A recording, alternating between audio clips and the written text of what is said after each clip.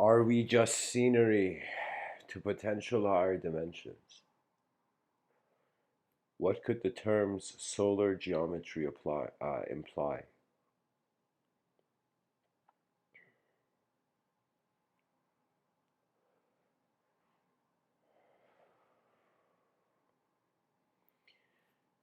Before we engage the concept of the individual,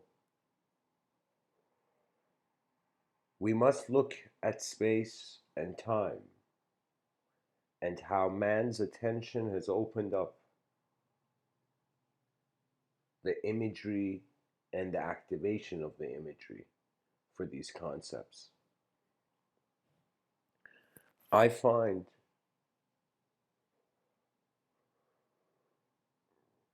that our minds that conceive space and time are solar powered.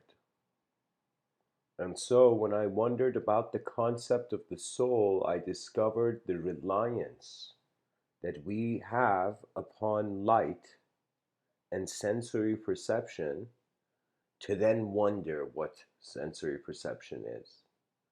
So life is like an exam where various components to it are given. There are values given. There are many things that had a value before your eyes opened, and there will be many things that will have a value even after your eyes are closed as a human being.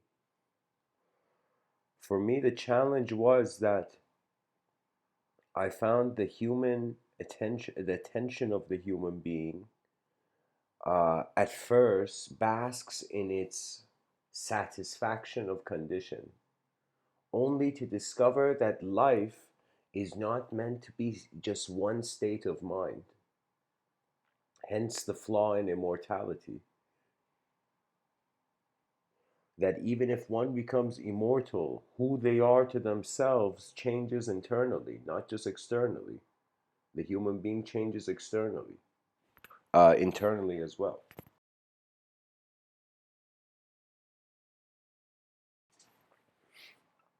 So my mind began wondering about the relationship of the soul, the concept of the soul. And when you look at the word soul, in many ancient traditions, not just ancient, just in many cultures, the word's derivation comes from breath. So back in the day, people would see suddenly someone die and the breath would leave the body. When the breath would leave the body, it would be as if something left, that which was keeping the being alive. And their knowledge of the medical practice wasn't that sophisticated. So it appeared to them as if something was in the body and it left. However, the concept of the breath in various cultures, especially yoga, and in pretty much any mystical practice you see, it has to do with the breath, because the breath is like the radio tuner for your antenna. If you could consider your mind, your brain, to be a sort of antenna for subjectivity, a sort of data process, a phenomena that processes data from one dimension to another. So what I mean by that is that your attention upon the objective realm reflects off as a subject, or tends to usually.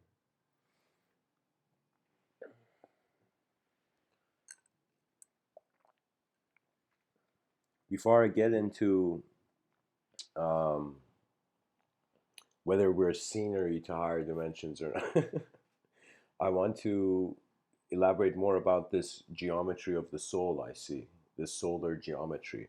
So I kind of saw that the concept of the soul came from the concept of the breath. It also came from the unknown dimensions of how free will chooses. So it's as if the soul was the unknown animate factor of the being. And when I say animate, it's not just being alive. Many animals are alive, but the sophistication of the human being is on another caliber. Like it's on another level. We, compared to many other species, our relationship with the relationship between our hemispheres, it's lateral.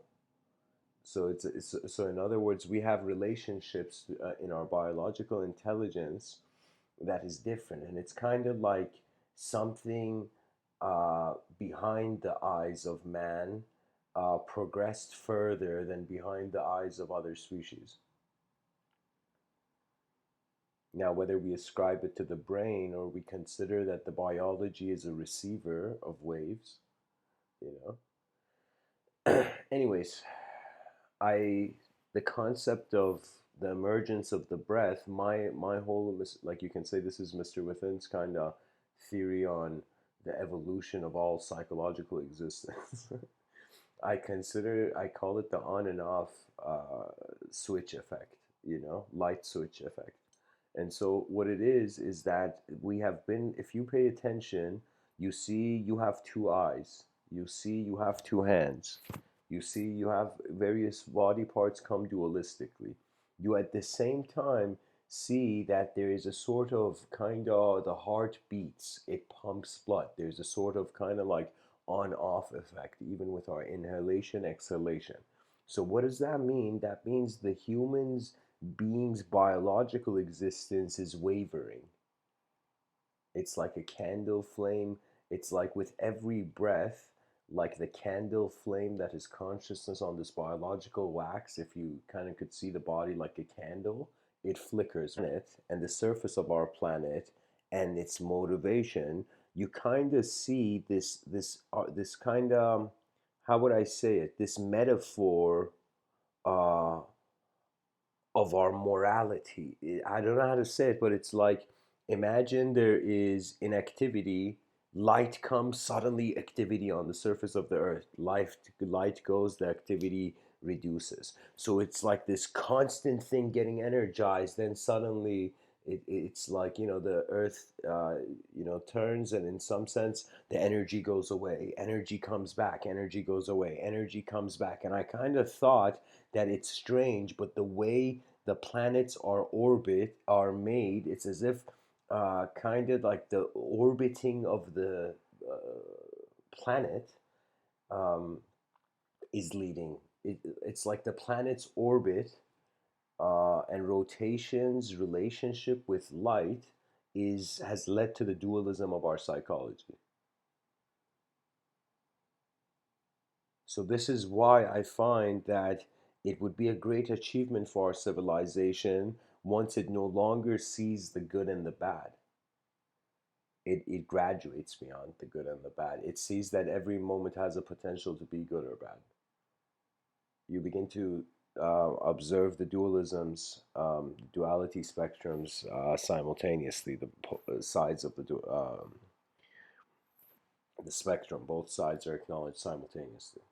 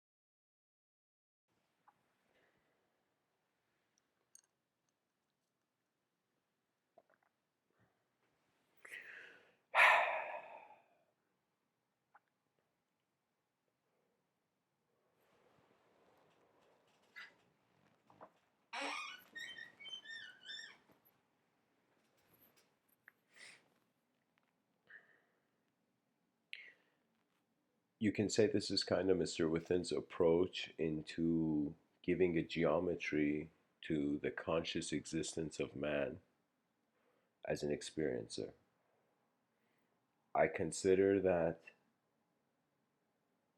once a being confronts dualism and duality, it's as if if I just ask you right now, visualize your best sense of self, like the best version of you that you desire. Now, visualize the worst version of you that you fear. and try to visualize both these versions uh, standing in front of you, both of these versions of yourself standing in front of you. And you'll suddenly notice that the good and the bad are being viewed from an awareness that is beyond both. Now, this is the third. This makes it kind of like it's like space dot uh, line, and it it's going up the dimensions. It's going from zero to the singular. That means there was space, something appeared in space. Then that which appeared in space became aware of itself, so it suddenly began to see, just like how it's a self in a world, you know, or it's kind of like the light and the shadow. I'm just suggesting that in every moment of your life, you have been an direct experiential observer of all your ideology. And it is only when the attention is really external, that the person may become insensitive to the internal. That means it's as if, like right now, imagine you're not just in one room. You're in like the room of your physical body, which is your objective realm, but you're simultaneously in the room of your mind. And what that means is, if you're in a room, that means you must be able to move in that room. Just like how a person moves in physical space, like I move in my home. Similarly, the person's mind is like their home, but it's a home where the observer dwells. And now the observer, the more you have of personality, the presence of the world has to filter its effect for you. But the more you abide as a presence, it's kind of like a very strange mindset. And uh, many of the things I speak about, I feel their routes to them are experiential. They're not ideological too much. So what does that mean? That means articulation allows you to read the map. What the journey is, the journey. It's like regardless of how well you study the map of life, imagine somebody put a map in front of you and they're like, hey man, read this map and it's telling you where to go in every moment of your life. So it's all like predestined when you follow the map, you know? But you see, it's like, regardless of the perfection one finds in one moment, the journey continues. And the continuity of the journey and that unknown factor of it is really why life has its eyes open, why the concept of the knower exists. That means you're a temporary being here. You are at a certain evolutionary phase um, you're an evolutionary creature and you have access. You're like this is the most recent update of the human species, you know. And so during this journey, this kind of wonderland called Earth we have entered, it's as if like, and when I say entered, I should use a better term. We have awakened in. For me, existence is a consciousness is awakening. That means the moment light is in your eyes, guess what? There's it's a clue. It's a clue that you are instantaneously experiencing your existence, but your experience, since it's multidimensional, can add depth by considering other moments.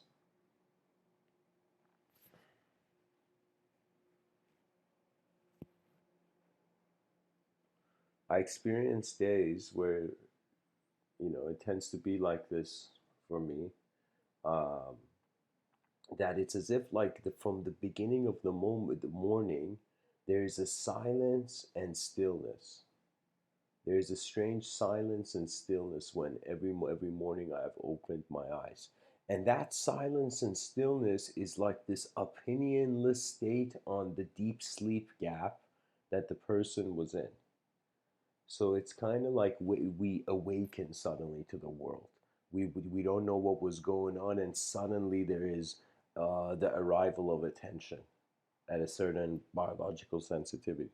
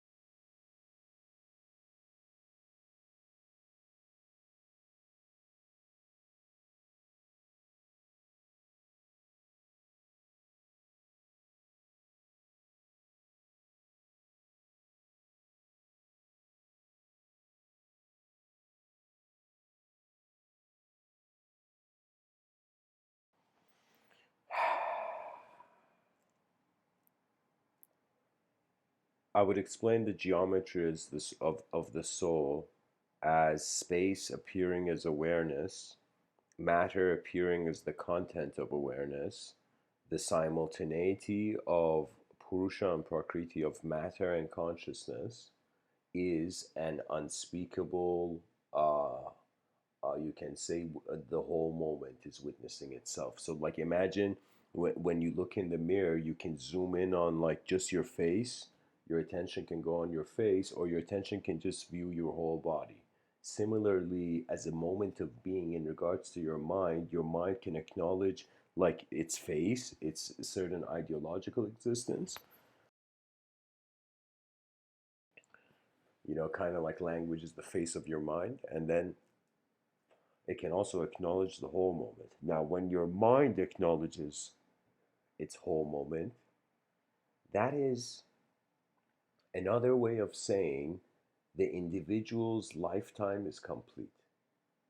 That means you have experienced a moment where every thought that had visited or had been exposed to you in your lifetime, suddenly you notice the separation of object and subject. You suddenly realize thoughts were never the object was never the thought. You suddenly realize the grand veil, the veil, as they say, the veil of thought. You suddenly observe. And observance is very incredible because it is strangely um, a path of the field of intelligence. It's as if you could see all of existence to either be particles that feel they're projecting, they're moving the field, or it's a field moving the particle. When it's a field moving a particle, it's like dropping a leaf.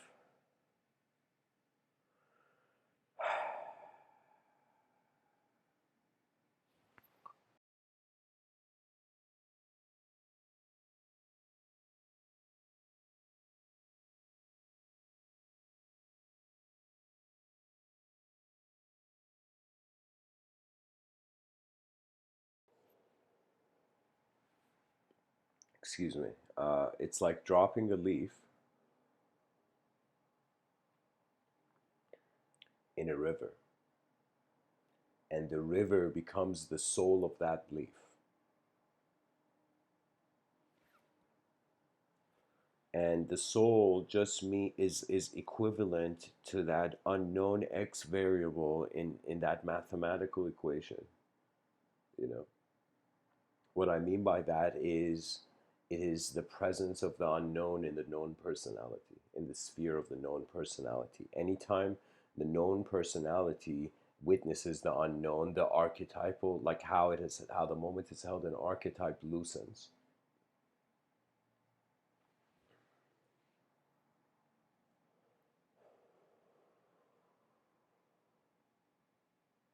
So, in other words, what I'm saying is we have been infusing as creatures on the surface of this planet the objects that we see that are conducted by the laws of nature, and simultaneously the subjects that are the interpretations of these laws of nature.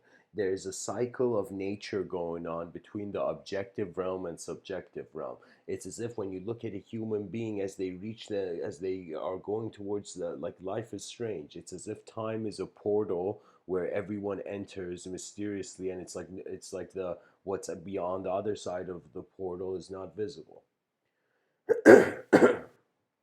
So it's as if, like, once the visible life is complete, then there will be awareness to the invisible life. And once the invisible life is complete, then the being will realize non-duality is the illusion of the singular.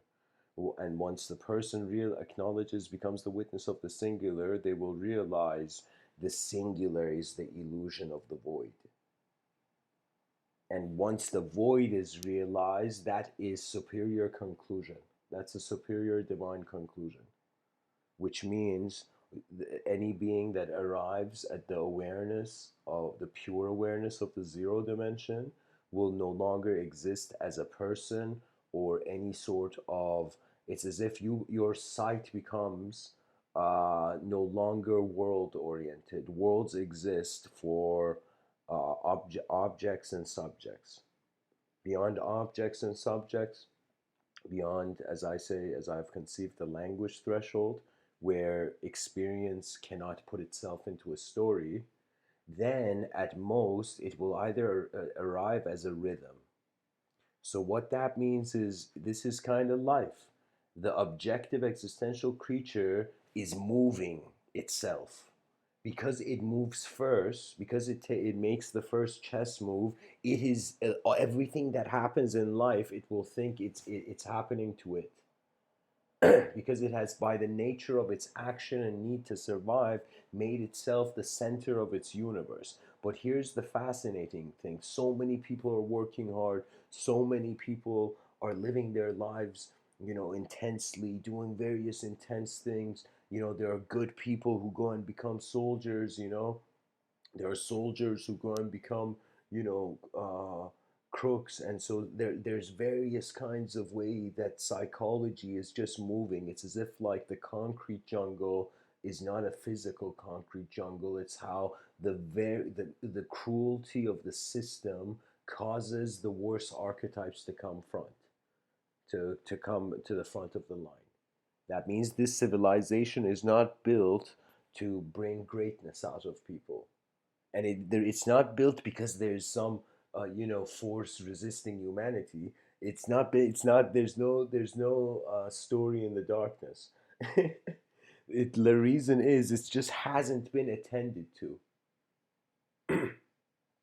So for me, it's like human civilization sometimes very playfully appears as if like uh, a town a person was in and helped build, and then the person comes back and sees that it's as if that the technologies that were required to be maintained are not being maintained. So what does that mean? In man's effort to escape the food chain, he brought himself into a realm where his free will, his attention, began coloring the values of life. What that means is animals, nature is giving their value, their ecosystem gives them their values. But human beings had an intelligence to give their ecosystem a value rather than the ecosystem just moving their imagination. So, what that means is somehow we found a way as creatures to move the world differently behind our eyes. And then came the potential of action. And then the subjective evolution roared at the completion of the objective evolution. And the subjective evolution was the opening and the arrival, in some sense, to what would be considered to inferior dimensions as inconceivable, but to superior dimensions as their natural state. And so I thought that why is it that in many holy and divine kind of uh, scriptures around the planet, why is it that God sent messengers? Why wasn't it that God could directly come and talk to man?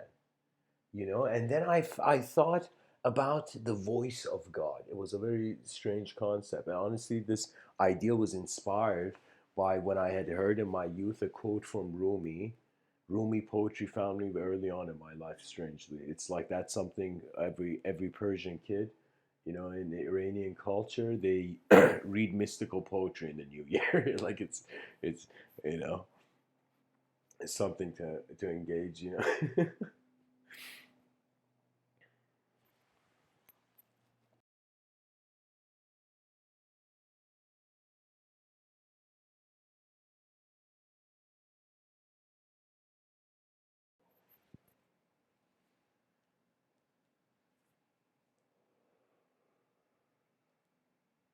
It's as if the being may laugh when they realize how many realities, how many viewpoints, how many column ideas or thoughts, whatever you like, how many moments of containment or worlds have come and gone behind your eyes.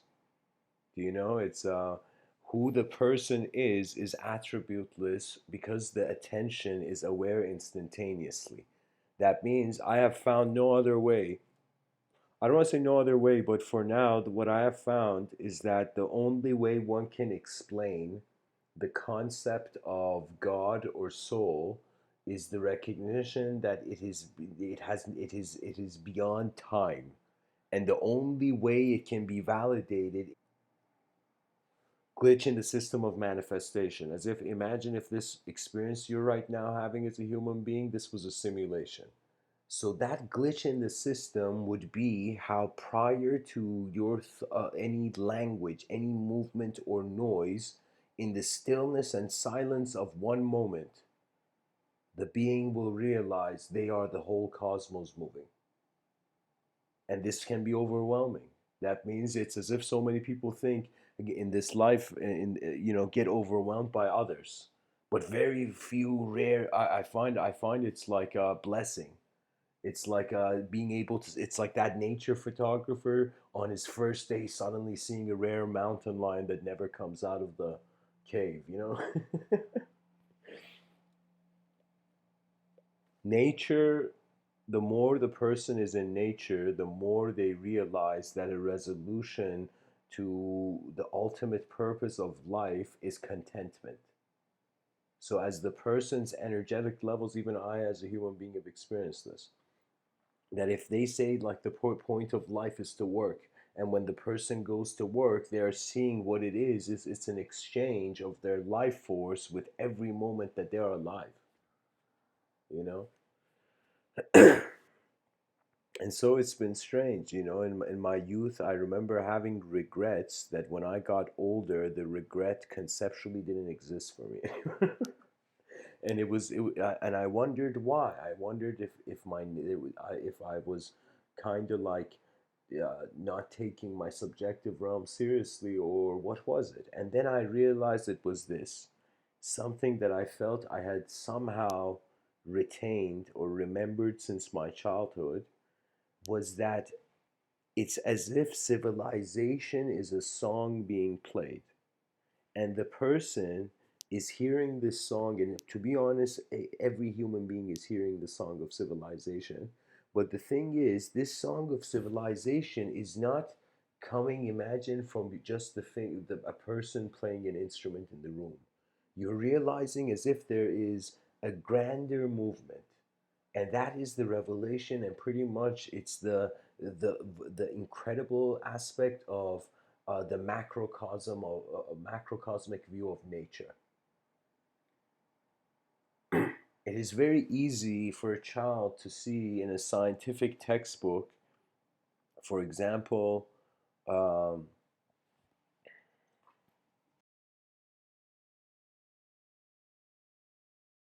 have pictures of the planets. But for that child to actually consider the scale of how odd it is, in a pitch black void, there are spherical rocks spinning, and light is consciousness. Because if there was no light, what would our eyes see?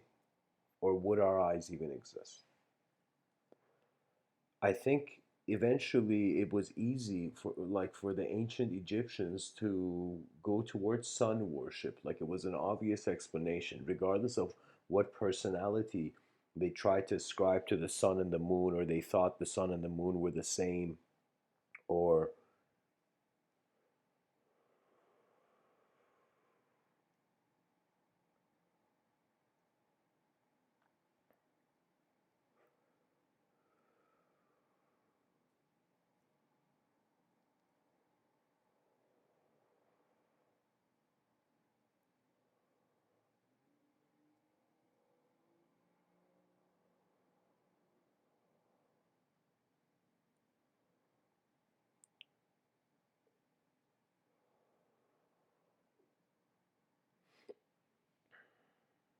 sorry guys, I just went on a kind of, my attention went to just considering for a second, if back in the day in ancient Egypt, if one was to be a philosopher, probably the discussion of the market would be like, Again, that point that the sun and the moon could be the same.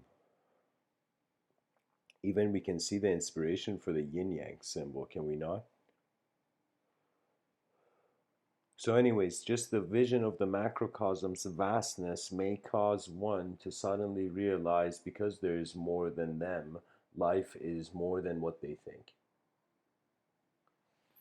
And the unknown aspect of that is really what's inspiring.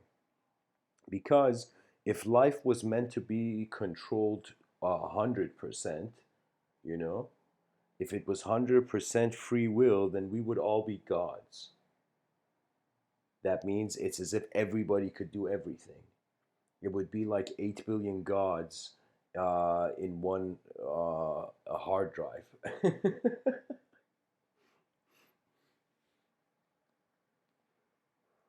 8 billion gods in their own universes in like one technological simulation. What it is just the curiosity about how attention is here, really.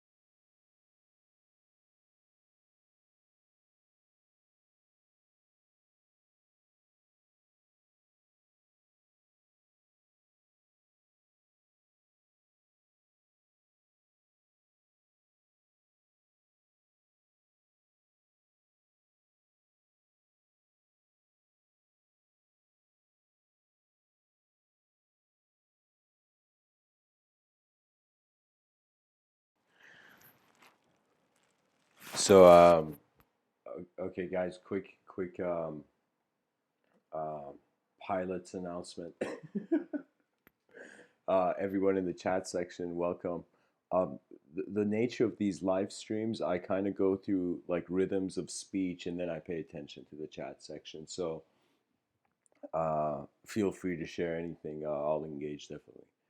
Um, but, enjoy the flight as well.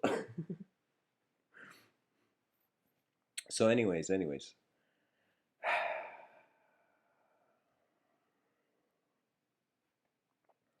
let me see if I can catch that train of thought. Here's the idea. Um, I have concluded soul is attributeless attention, observing objects and subjects simultaneously.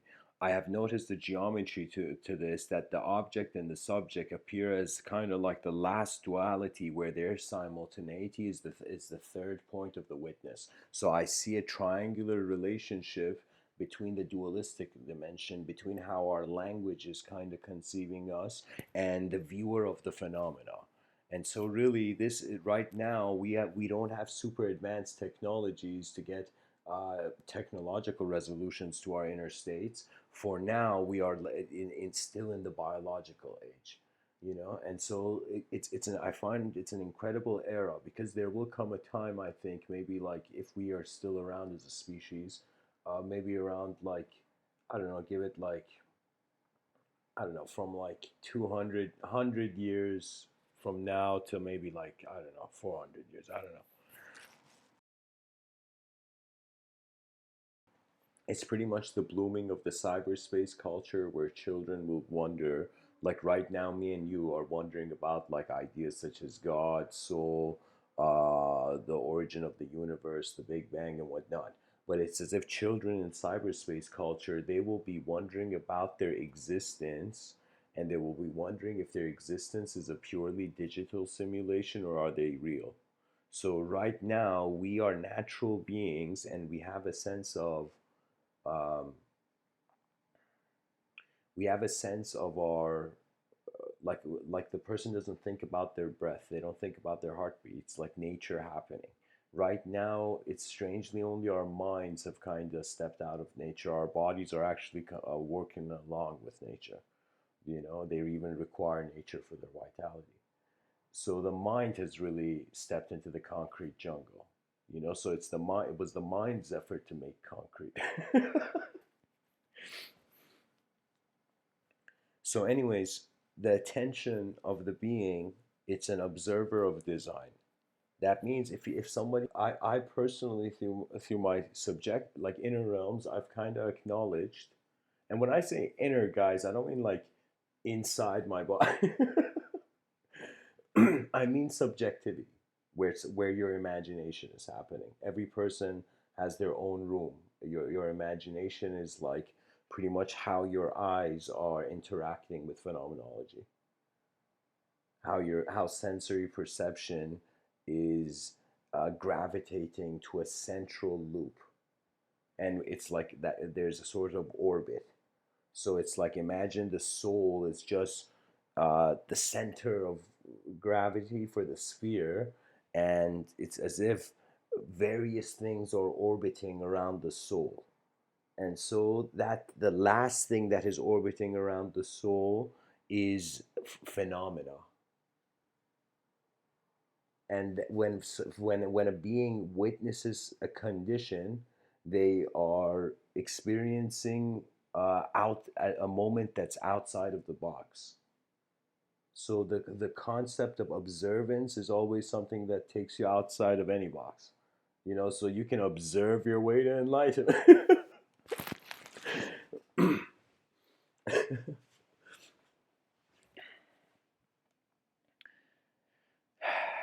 I saw poetry to the infusion of the word solar, Solar, and the word Soul. You know, and I thought of solar. It was as if like the infusion of both concepts. You know, and I thought solar geometry. And to be honest, it's like the geometry of the soul. This may sound an incredibly abstract idea, but sometimes my it's like in my inner realm, in my subjective realms, in my subtler planes of abstraction, it's like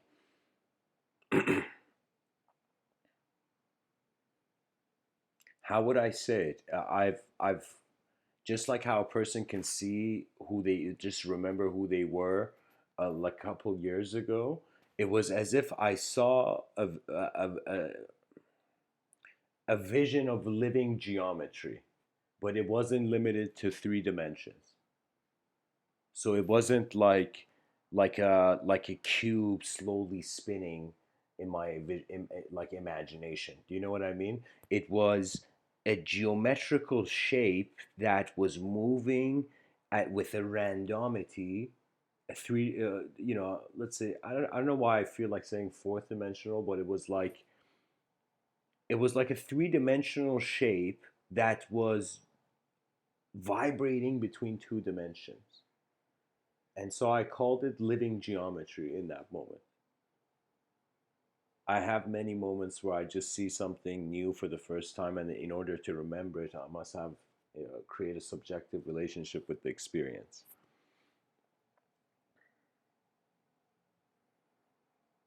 So I am, how can I say it? I guess, you know, you can't speak on this planet uh, without a microphone. In other words, I would say that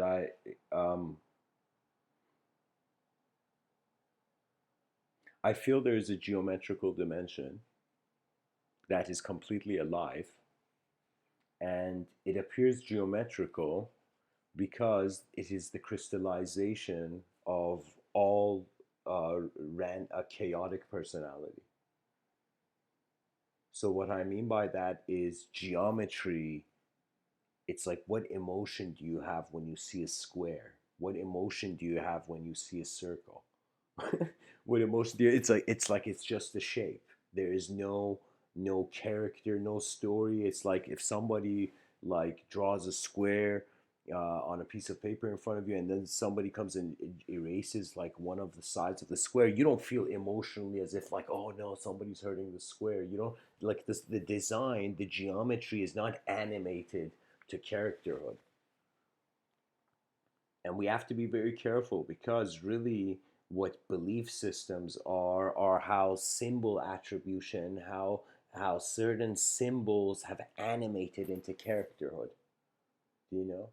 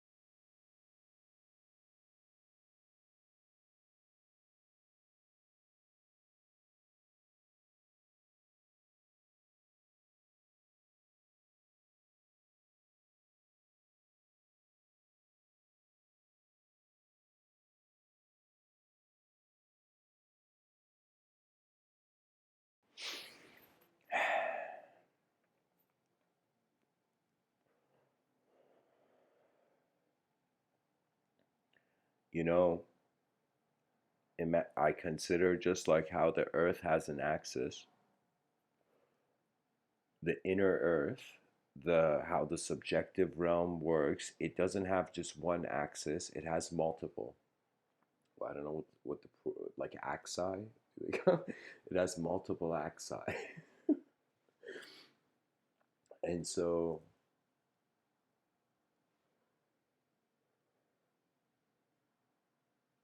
and it's at the I consider that I have to use a word to say like something like the mind, but really what it is the presence of attention and the unconditional realization of its nature.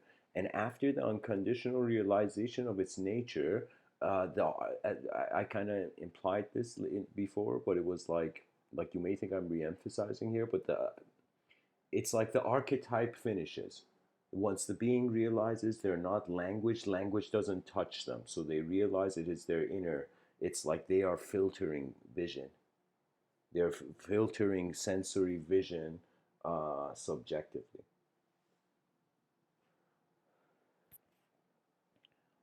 So that means kind of like you don't control uh, what happens, but you can control how you see what happens.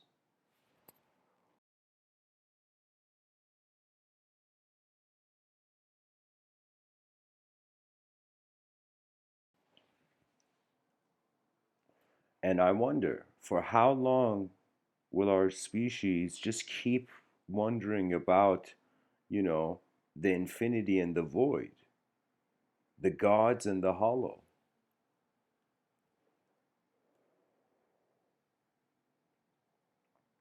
It's honestly like we are the paintbrushes of nature,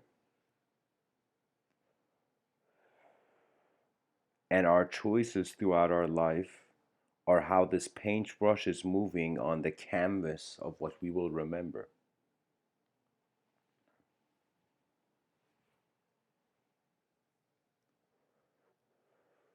There is a collective mind, and this concept, when I say collective mind, I don't know where people's attention will go, but like when I say collective mind, means like, okay, now I can kind of dive into the title very well. Just like how I say, are we just scenery to potential higher dimensions? You can see a person looks at an ant, and you see how many human beings, you know, above the age 30 are running around in gardens looking at ants. You see, maybe when you're a child and you're playing in the garden, you see an ant and you engage it. Or I'm not saying maybe there's some ant specialists, but those are exceptions, you know. But it's as if like you look at that life form, you look at that animate movement, that ant moving on that hill, and you're like, this ant is climbing its own mountain, and then you look to the to the side, and you see mountains of your own, and you see, wow, the human being is climbing mountains. It's climbing its own hill, and it's like in every evolutionary phase there's a hill to climb. That means the result of the war of how long our species continues is undecided, but there's many battles that are occurring. And when I say battles, I'm trying to be playful. I mean, like, we're not in a medieval age.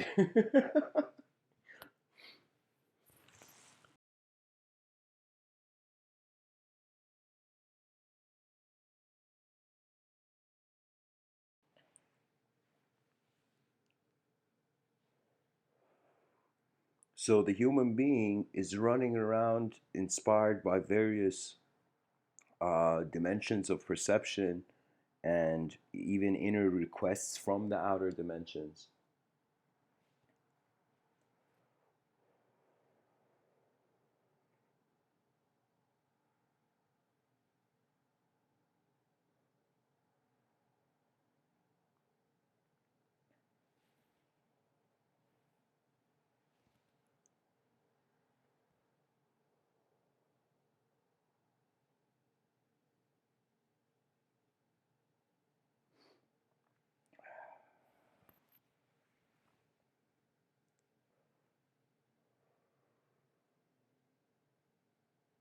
The eyes of man will return to the eyes of the world. The eyes of the world will reawaken in the new man. Now, the new man is an idea that if we consider change to be a quality of the universe, whether we like it or not, things change.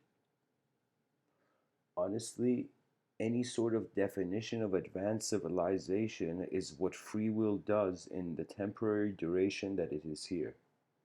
And the most important thing they say is you don't need to reinvent the wheel if it's invented.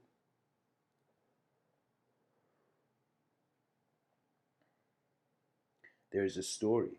There is a story that many moments in my life, it has been sometimes a person can see many lifetimes in one story.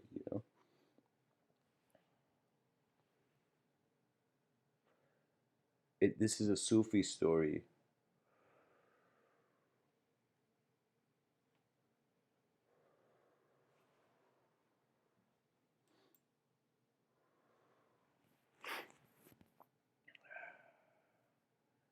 There are these three friends, Sufi friends, dervishes.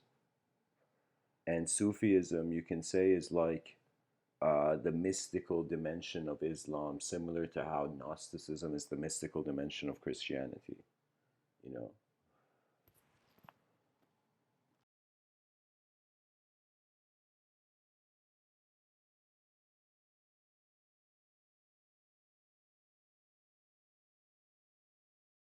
if we consider knowledge like a branch, sometimes what appears as two different branches are connected to another branch. They're both parts of the same branch.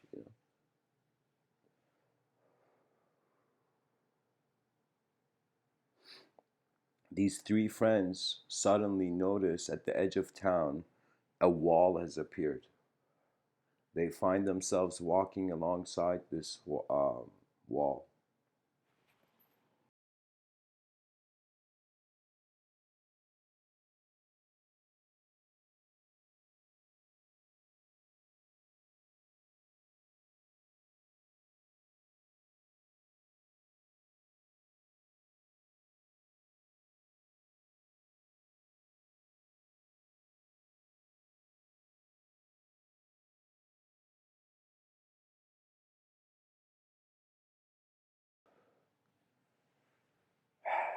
Sorry, guys, I had to get a drink. Drink some water. So, anyways, these three friends are walking on the side of this wall, this giant wall that has appeared at the edge of town.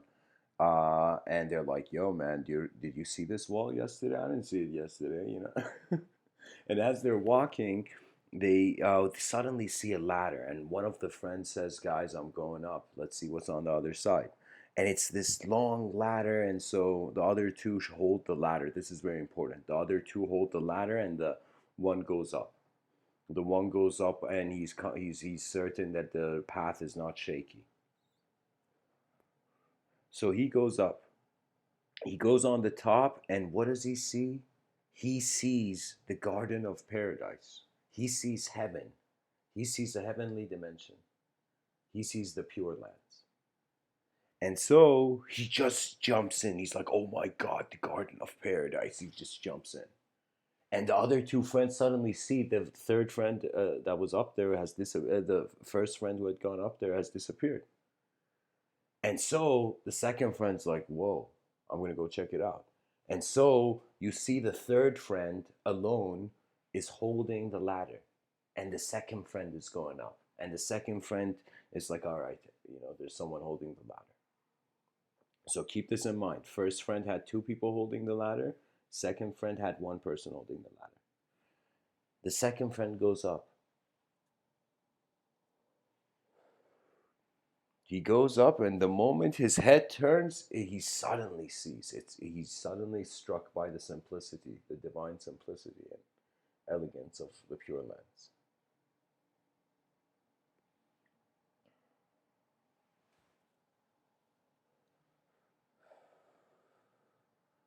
He's about to jump in, the second friend. He's like, "Oh my God, the Garden of Paradise."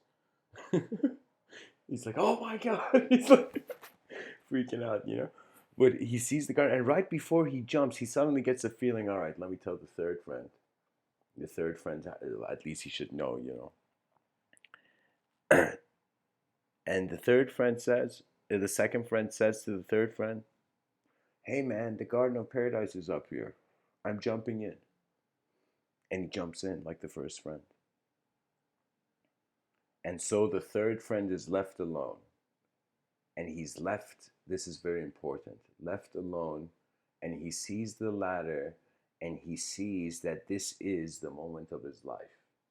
There's a poet named Omar Khayyam, Omar Khayyam. He says, "Be happy for this moment. This moment is your life." And so this man sees, the third friend sees this moment is his life, and he trusts and he climbs the ladder. And it's as if, a little kid called Civilization who was running by there sees this guy climbing this ladder with no support, and the kid walks. He continues going. He's just a witness to the moment.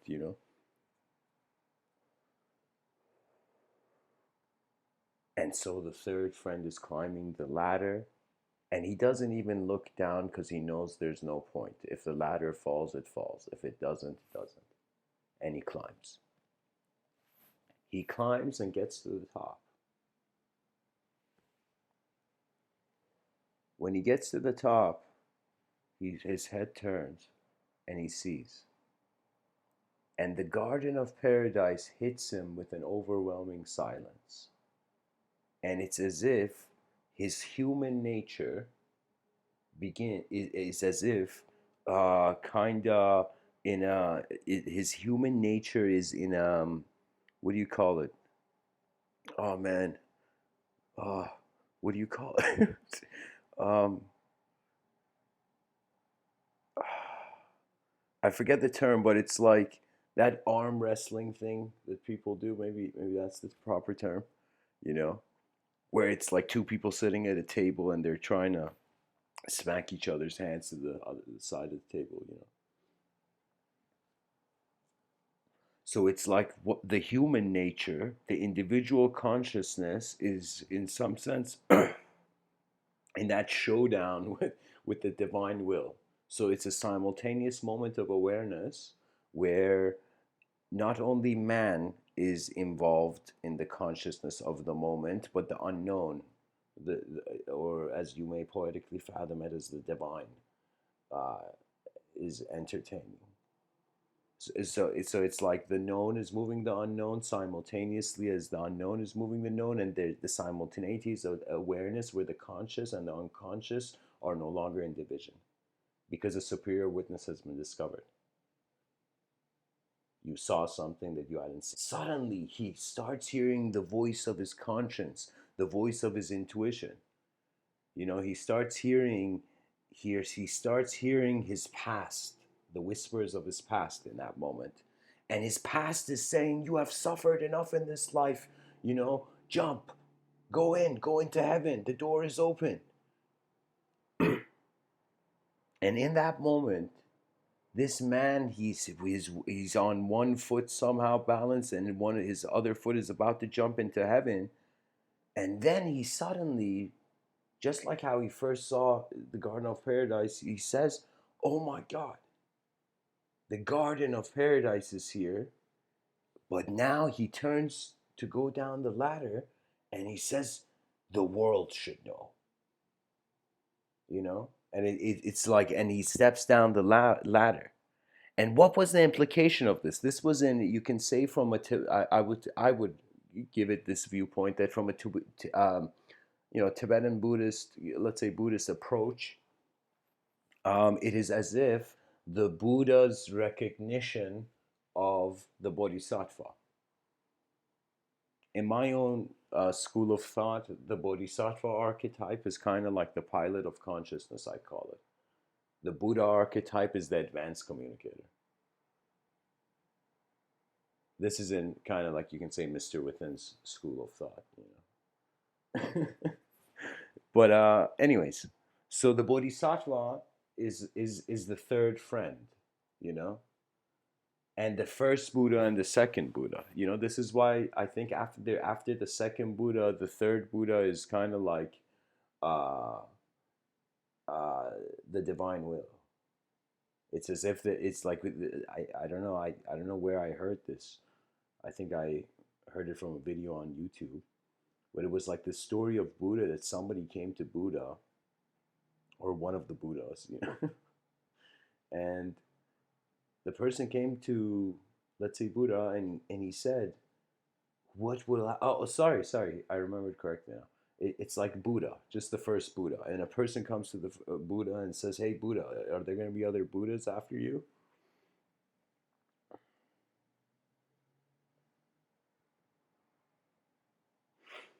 And it's as if Buddha says something where it's as if before, it's like Buddhism would have spread so much that it's as if there no longer needs to be like Buddhas. So what that means is you only need to be something until you become it. The moment you're it, your vision has moved on to the next. You can say to the next sensory simulation, a sensory subjectively simulated in value kind of perception.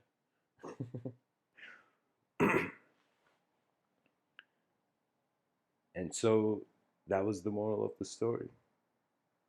The Garden of Paradise is here. The world should know. And the reason is like, it's not like, even you can say, even it's as if it's the ultimate resolution of emptiness. That means it's kind of like we're thinking, all right, we started from nothing, we became something, this something is working hard, and then it will be nothing, right? But it's as if it'll become something like we were something, then we became nothing, then we became nothing, and then we return to that something. So the same way a person can see the piano keys of how the kind of cause and effect mentality of the Big Bang, or approach of the Big Bang is in place, I say that every idea has a shadow and has a reverse angle. So if it's a chaotic idea, it has playfully, like, its shadow would be an ordered idea. If it's an ordered idea, its shadow would be a chaotic idea. Everything I'm saying, any time any person has spoken, it's and the sequencing of the concepts that arise from the silence that are vocalized, it's as if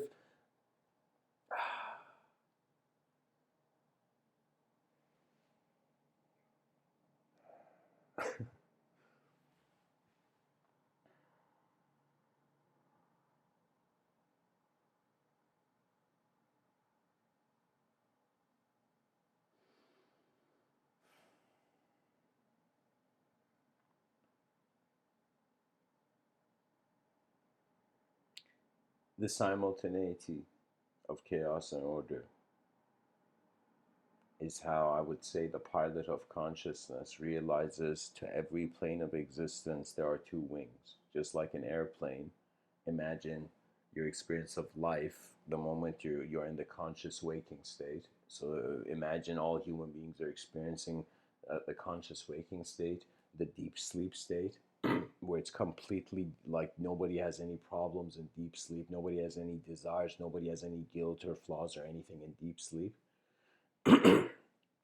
And then there's dream states. And so it's as if these are the major three. These are the major three. But in certain mystical traditions, they spoke about a fourth state, which was the witness of all these three. So I'm saying it's like the way we're evolving as beings is no longer just purely physical. It has to now do with our own personal attentiveness to how our eyes are opening in the moment, or to the moment. How your eyes open to a moment is a very crucial concept.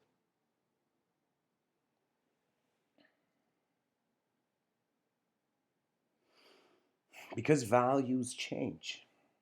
That means it's, for me, it's very hard to kind of think like it's as if like if in every like if I think of all the moments in my life where I've had desires, it's as if before I could even respond to the desire, tomorrow came and I was a different person.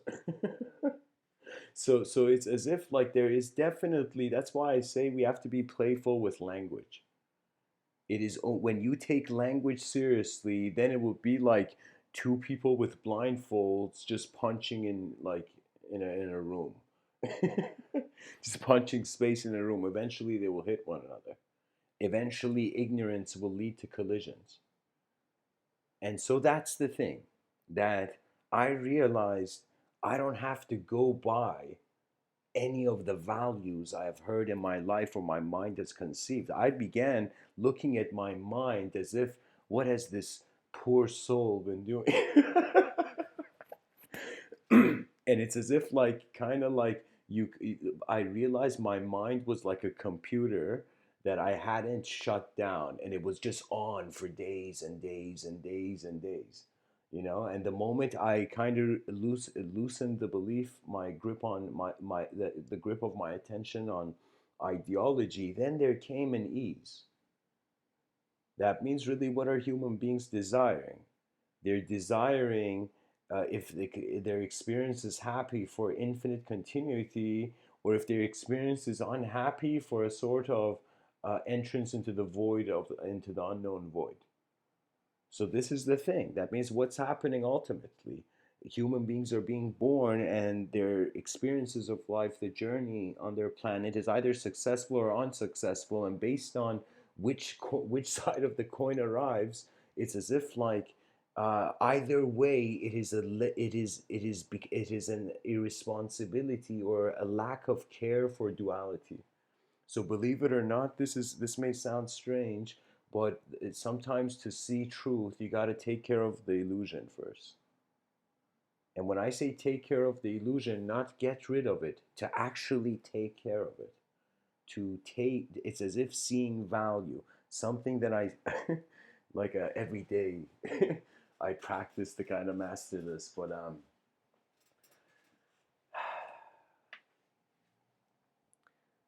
it's kind of like when you're preferenceless, you can observe the preferences of the ecosystem. And when you can observe the preferences of the ecosystem, you're simultaneously allowing the moment to become alive. And what human beings lack, and at the same time need more than water, is this may how would I say it? It's internal acknowledgement of a value to their energetic existence. That means ultimately, if you strip down human beings from all their ideologies, from all their names, all their stories, you know, it would ultimately be just energy that's conscious of itself. Okay. And so it's like when I say energy, I mean, even taking the scientific from a parallel into a scientific definition, it's like something that can't be created or destroyed, but it's aware of itself. It's like, you know, it's like emptiness looked inside into a mirror and saw an endless cosmos, you know, an infinite cosmos.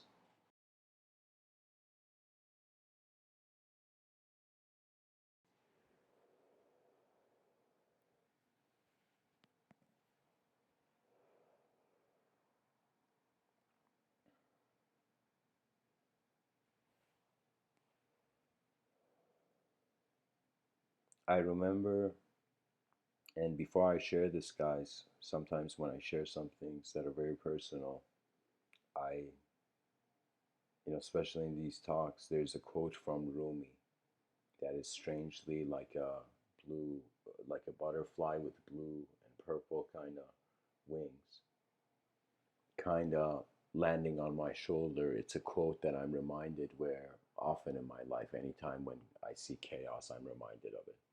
It's Rumi says, before death takes away everything that is given, give away everything there is to give.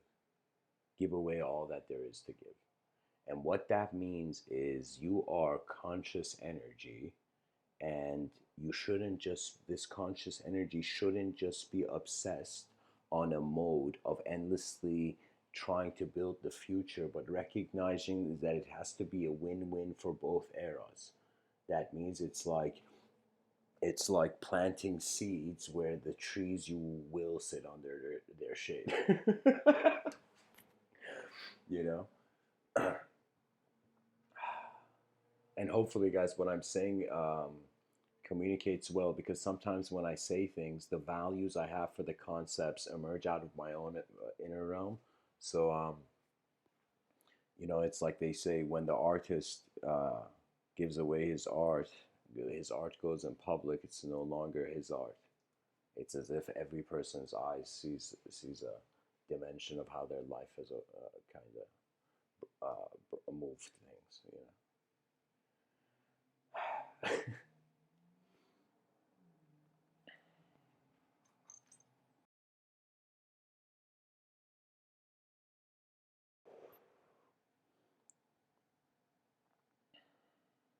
It's a story. This is the thing I wanted to share. It's a story I had made of an ant, and how ants are, they have a sort of monarchy. You know, they have a queen. So I had kind of animated the story. You know, I had wrote this kind of story where, how can I tell you? There's this ant, and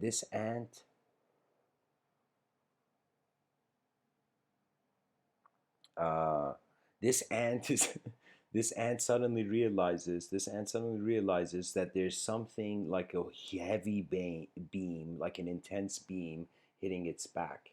Okay. And this is, imagine a story I've written on paper, you know. I forget the title I gave it, but it's like, anyways, there's this one ant. He notices something different. It's like a divine experience for the ant. The ant suddenly looks up and somehow notices a giant, like a kid, a small kid in a yard is looking at it. This ant notices this kid, and instantly it's like a divine kind of experience for him, and he runs back to the kingdom and tells the queen, you know. He was the councilman of the, I don't know the exact relationship I give, but anyways, he comes to the ant queen and says there's divinity and intelligence beyond our dimension. And so this whole philosophy starts for the in this like kind of kingdom of ants, where these ants begin wondering about gods beyond their dimensions. And so that's the thing, that are we important enough uh, to ascend? You know, sometimes I have looked at it's like I have kind of I have had my share of moments of kind of like shouting at my inner skies, you know?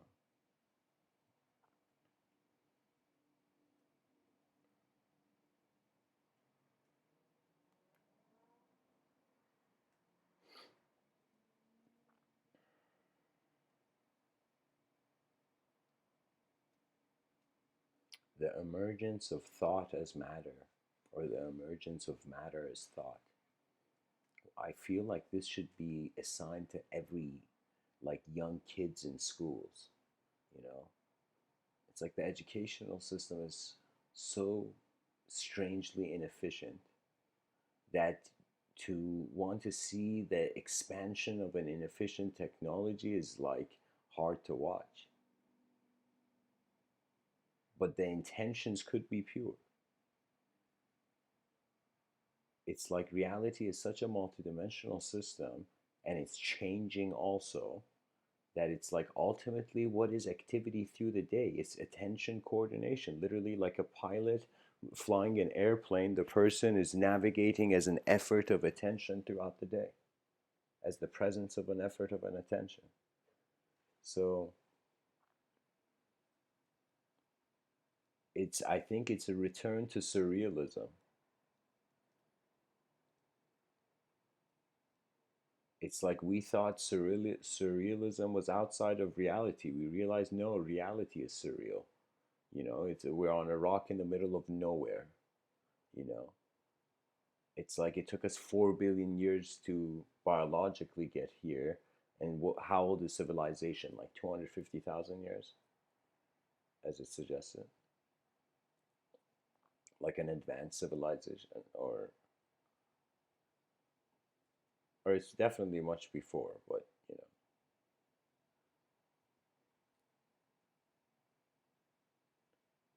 worlds are being painted upon worlds, and various characters and various storylines are alive.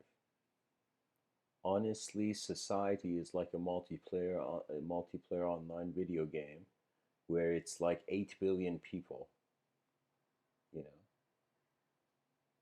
in the same room. And so what are the options? As long as we only limit our values to the dualistic range of interpretation, we can't see anything. We won't accept anything.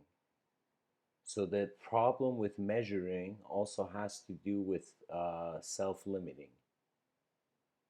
So it's as if like the same way a person says, imagine like there's a cup of orange juice in front of me right now, and I'm looking at this cup of orange juice, and I'm like, oh my God, I believe that, you know, it's as if the whole universe began where like divine orange juice fell into an empty universe, into a cup. You know, I could suddenly see the whole cosmos as if it's a cup and everything in it is like the orange juice. So how did the mind interlink? Because the mind is beyond every thought it has ever had. That's why you have more thoughts.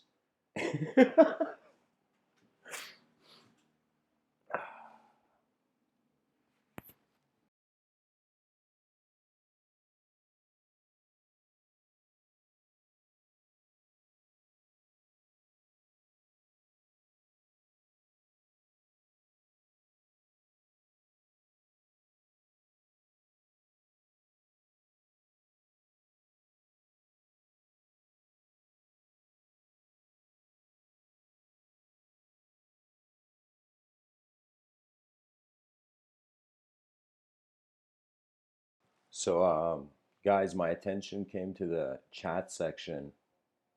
I gotta say this because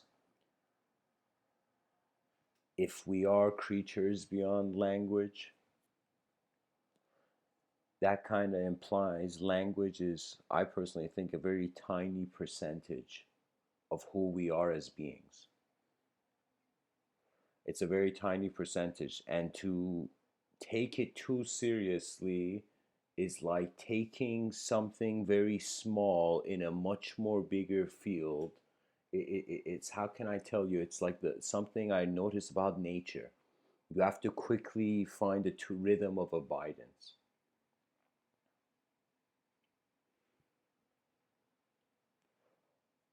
And so I remember I was in the UK, Birmingham, and I was talking to a friend and we were crossing the road, and suddenly this friend pulls me back. I was automatically crossing the road. He pulls me back, and one of these giant red buses just passes by.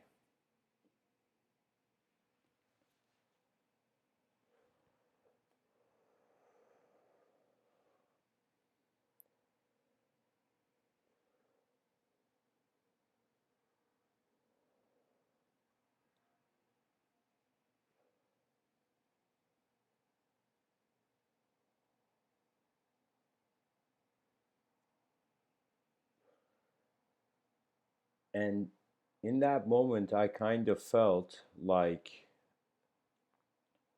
everything could be gone. So it's not like a sort of notion of predestiny, like how a seed already has the design of the tree it's going to be.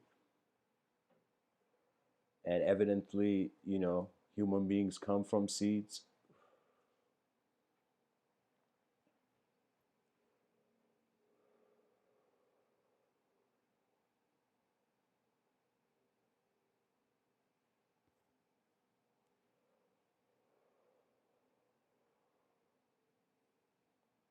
It's kind of strange to fathom, I think, and a sort of inconceivable civilization. The higher dimensions, we could potentially not exist for them, and not that we don't exist for them. It's as if their attention could not be here. And this is not like, I'm not trying to give a personality to the unknown. I'm just saying that the mind can move in many ways. The free will, once attaining a certain fruition, a certain satisfaction, will eventually wonder about what's the beyond. And so the beyond eventually becomes trusting the unknown. And what is trusting the unknown? It's just experience, the presence of experience.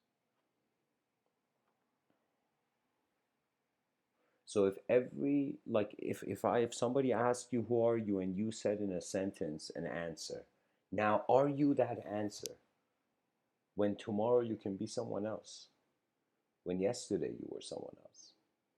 So language can never completely capture the vastness of how multidimensionality moves beyond duality, where language as a technology is kind of exists in. This is why in the dictionary, when you look at it, some words, the meanings are just negations of each other. That means there's literally no definition for it. It's just it's like based on the absence. It's like what is the definition of non-existence, the absence of existence.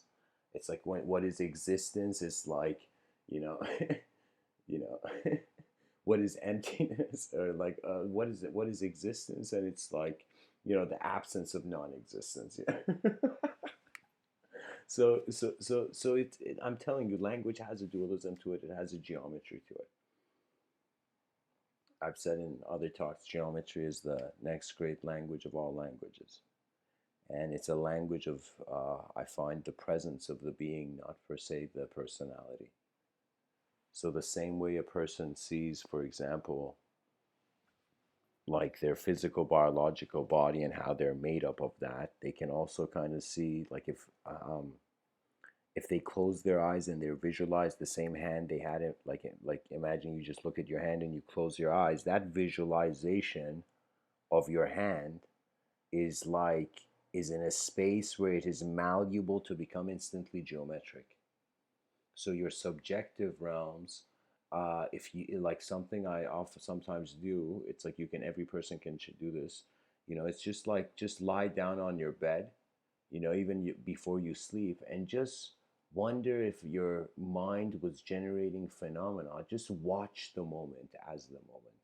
And I find there's no superior teaching. I don't know what other people are teaching other than that, because it's because it's like, we are a self, we're aware now. Self is wondering about its relationship to awareness, and it's seeing that self is based on a sort of dualism, but the awareness can't be dualistic because it is the whole moment. So at most it becomes singular. So the way the 6th century, people in the 6th century looked at the cosmos and they're like, what is beyond those clouds? It was as if it was the first time in man's mind where we were giving an archetype to the unknown. We were personifying the whole cosmos. So this effort to personify the whole cosmos, regardless of its inspiration, how it came about, was a huge advancement because it was for the first time man had begun seeing his personality mirrored in the objective realm. So we got to consider right now human beings are so sophisticated. You take an object and you ask any person, you're like, "What is this?" The person will instantly say, "Okay, that's a cup." The person has a sophisticated use of language. But it's like when you go back in time, you see the range of ability and even the speeds of ability were different. The certain senses of certainty your ancestors had. This is what fascinates me. That it's like people feel depressed nowadays, then how would our ancestors feel? They had to pick up swords and run to battle. But it's like the person, it's like waking up at 4 a.m., and the wife's like, "Where are you going, honey?" It's like, "Nothing, sweetie. I'm just going to go defend the village from a siege." And the guy picks up a sword and runs. you know, and so there was I feel that's the cool thing of how life was designed back in the day, because they had less access to data. Their inner realms were less sensitive to the outer, so they automatically caveman style went through the suffering. But nowadays we have more of a sophisticated sensitivity, in regards to our inner realms and how various data can color an object, in the moment. How we can, by the nature of an instantaneous, even just by the arrival of an emotion, there can be instant evocation of subjective layers on one object. So it's like the same way of saying, like, if a person knows multiple languages, when they see an object, multiple terms, multiple ways they can communicate it. So in other words, they have observed something that has multiple meanings for them. And when you really become acquainted with the nature, how there's simultaneously a subjective realm, you begin kind of seeing that really what can progress your eyes other than your own effort. Who knows better than, in other words, the question is, I don't understand why people in history have been going towards teachers and whatnot. I don't understand why. Like, I can totally understand for the sake of history, as if so we have a historical reference, but like, and I understand also the importance of oration. For example, how a lot of teachings were verbally passed on throughout the history. But it's kind of like realizing that because nobody has your eyes, it's as if nobody sees your problems in the way you do as a human being. So the ultimate effort of resolution must be the free will. So once the person acknowledges the free will, it's for the first time a creature that has been dependent on the environment suddenly noticing, hold on, it's like I'm an energetic kind of capability to maintain the moment. So then the free will, it's like strange. It's like your conscious free will suddenly gets the freedom of your unconscious, even though it can't be the whole unconscious, but gets the freedom of it. So then the intelligence is, it's like before you were seeing yourself as an ant, now you're seeing yourself as like, a galaxy.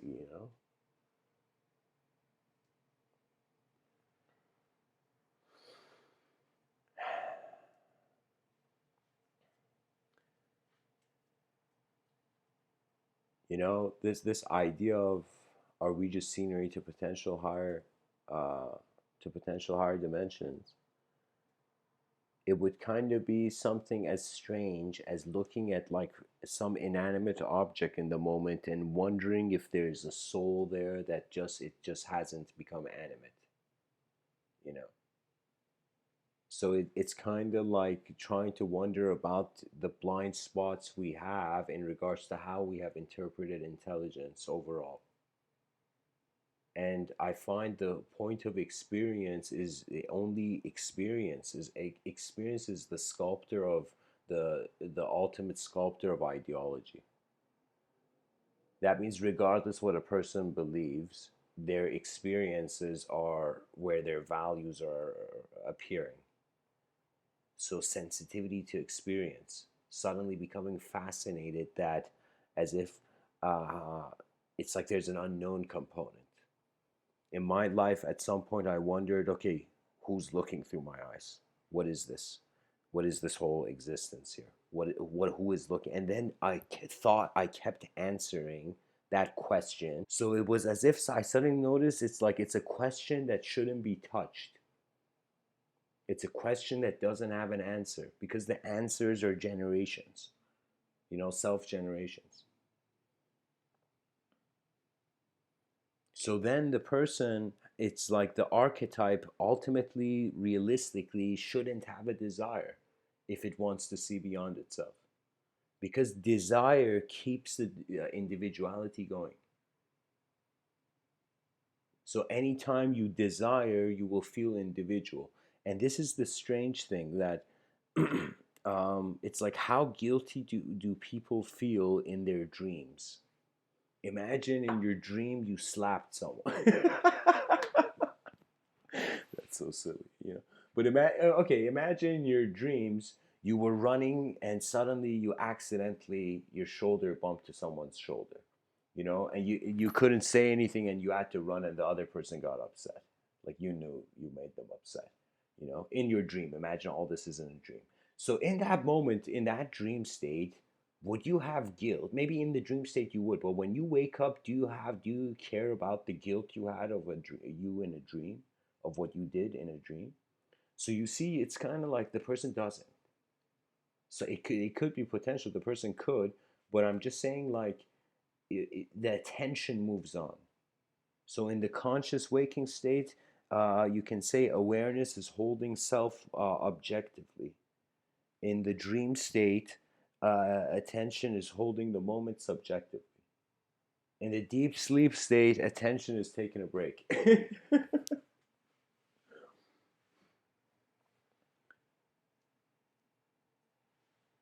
And here's even the more profound concept.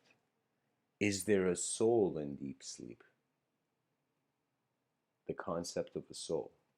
So that's why you see when in spirituality has many, it's a tree with many branches.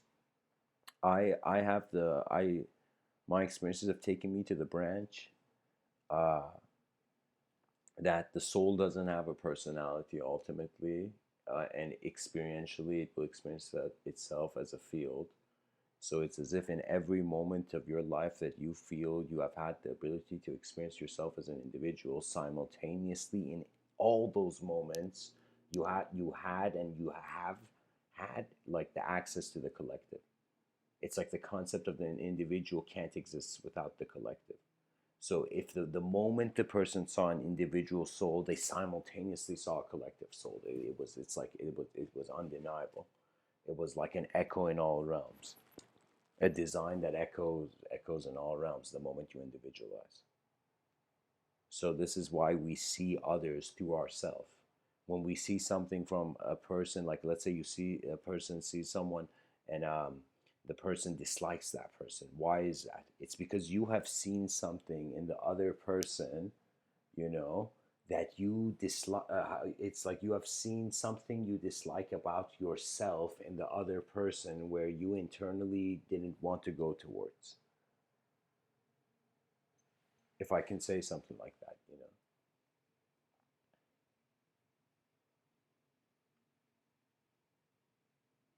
And honestly, guys, it's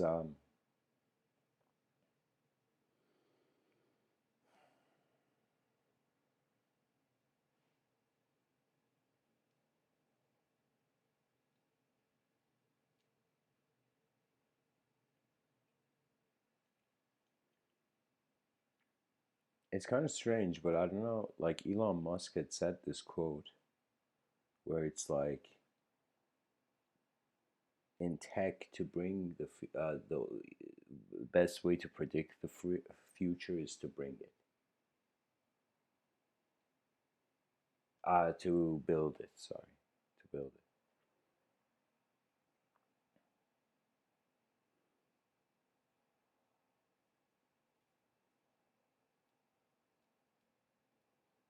I feel when a human being can be comfortable with the unknown, they can observe uh, knowledge freely. And once there is no fear of the simple self,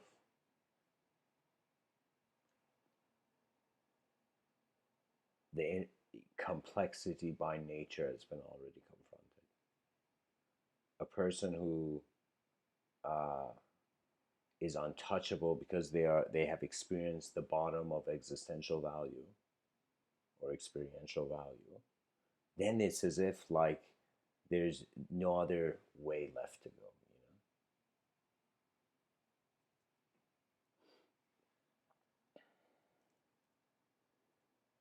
Matsuo Basho, the Zen master, says the journey itself is my home.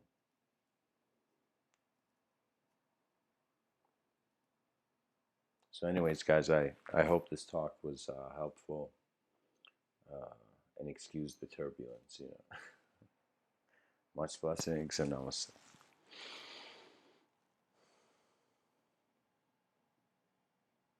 And before I end off, I feel we are scenery to potential higher dimensions.